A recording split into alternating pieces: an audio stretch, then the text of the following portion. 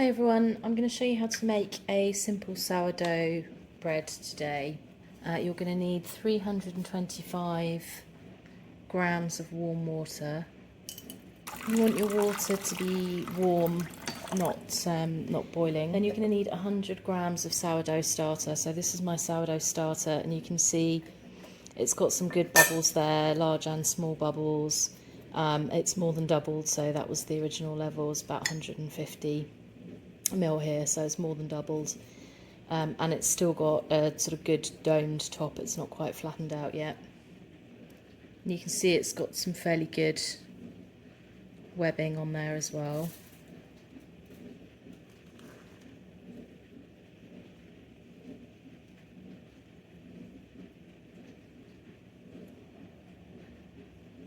And the next thing we're going to need is 475 grams of flour. I'm using a strong white bread flour here. You can use any flour that you choose, or a mixture of flours would be good as well. Nice to have a bit of rye in there too, potentially. There we go, it's 475 grams of flour. And then the last ingredient that you're going to need is 10 grams of salt. That's about 2 teaspoons. Right, then all you're going to need to do for this stage is just give all of this a good mix to make sure that it's well combined. And you'll see you've got, what's termed a shaggy dough. So you can see that's obviously fairly sticky at this point. Okay. Now that my dough's combined, what I'm going to do is cover it with some cling film and then leave that to rest for half an hour. My dough's now had half an hour to rest, so the next step is to do some stretch and folds. So I'll show you how to do that. So all you need to do is to grab the bread dough, stretch it, pop it into the middle, turn the bowl to take the next piece. So you see you want to go all the way around, and you'll find that this first time is the hardest. It's when the dough's kind of at its stickiest, if you like. I'm going to try and get right underneath there.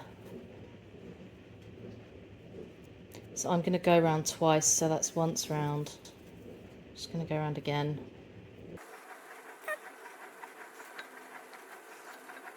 There we go. And then I'm just going to recover that and let that rest again. Okay, my dough's had another hour, so it's time to do another set of stretch and folds. Exactly the same as before, so you want to grab your dough at the end, bring it into the middle, and keep working your way around the bowl, bringing it into the centre, just like that.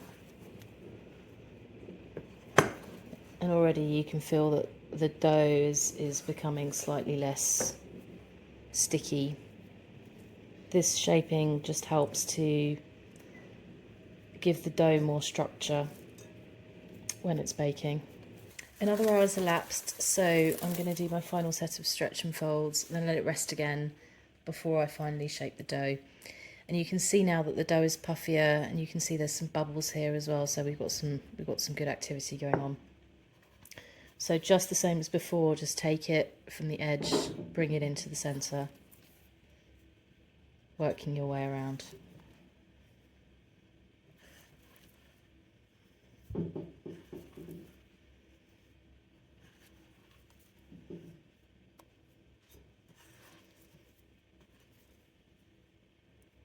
There we go.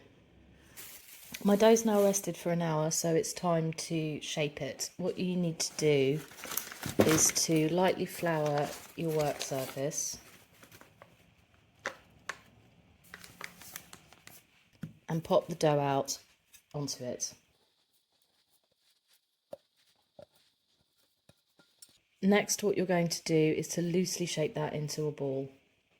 Much like before, bring the sides in to the centre. This time, turn it over onto the smooth side and shape with your hands like so. You then want to leave that on the work surface, loosely covered, for around 30 minutes. Okay, so it's now time to give my bread a final shape. If you have a banneton, that's one of these baskets that's often used for sourdough, you can put it in that. If you don't, then you can just use any bowl or a colander lined with a tea towel.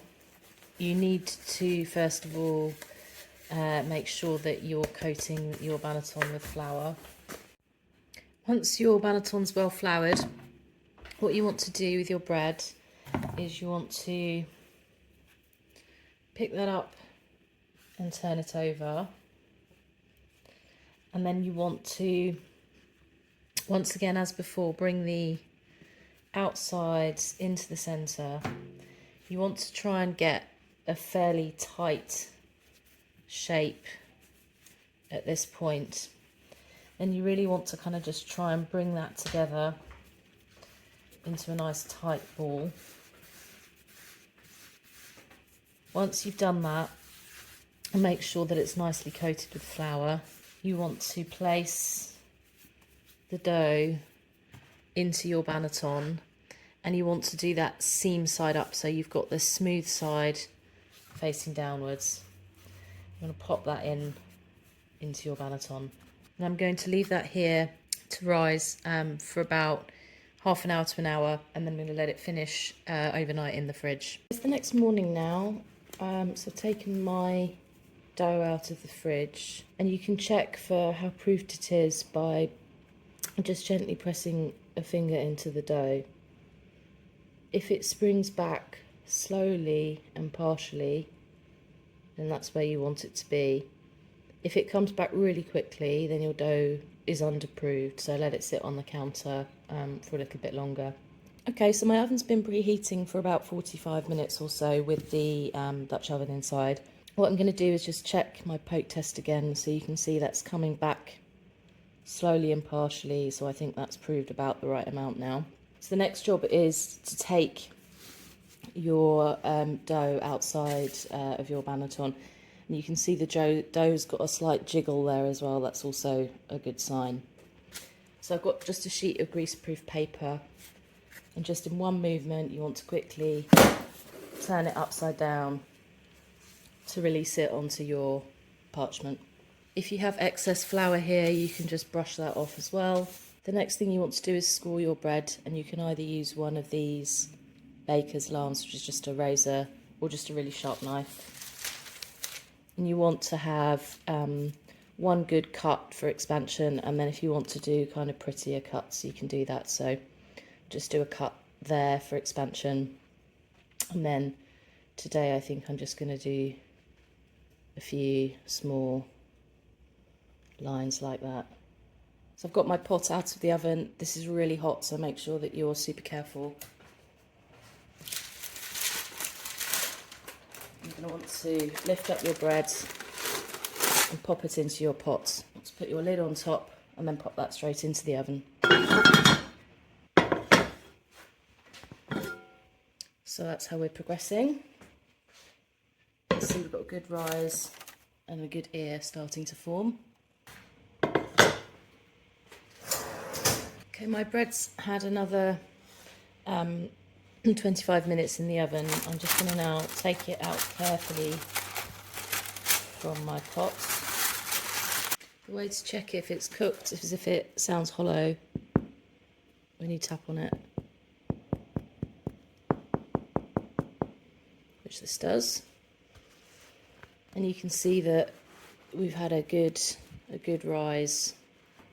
So you now need to resist the temptation to cut into your loaf until it's cooled fully for around an hour. If you cut into it too soon, that can cause it to be gummy.